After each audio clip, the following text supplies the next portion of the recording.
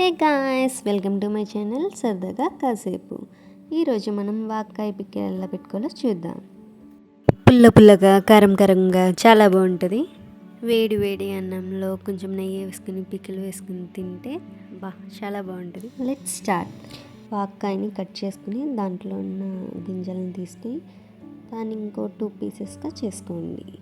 ఇప్పుడు వెల్లుల్లి కారం కోసం 8-9 వెల్లుల్లి ముక్కలు వేసుకొని 3 టేబుల్ స్పూన్ ఆఫ్ కారం, 2.5 టేబుల్ స్పూన్ ఆఫ్ ఉప్పు, జీలకర్ర వేసుకుని కచ్చాపచ్చాగా గ్రైండ్ చేసుకోండి.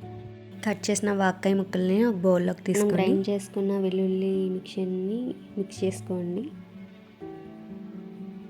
1/2 టేబుల్ స్పూన్ మెంతి పిండిని వేసుకుని ముక్కలకి బాగా పట్టించండి. ఇప్పుడు 1 టేబుల్ స్పూన్ ఆఫ్ ఆయిల్ వేసుకొని మళ్ళీ బాగా కలపండి. ఇప్పుడు ఒక సైడ్ ఆయిల్ పెట్టుకొని పావు చెంచా ఇంగువ వేసుకొని ఒక పొంగు రావగానే స్టవ్ ఆఫ్ చేయండి.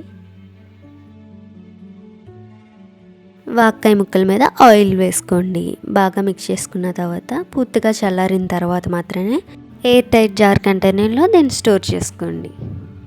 ఇది 2 రోజుల తర్వాత చాలా బాగుంటుంది. ముక్కలన్నీ పుల్ల పుల్లగా భలే ఉంటాయి. చాలా ఈజీ కదా రెసిపీ. మీరు ట్రై చేసి ఎలా వచ్చిందో కామెంట్ చేయండి.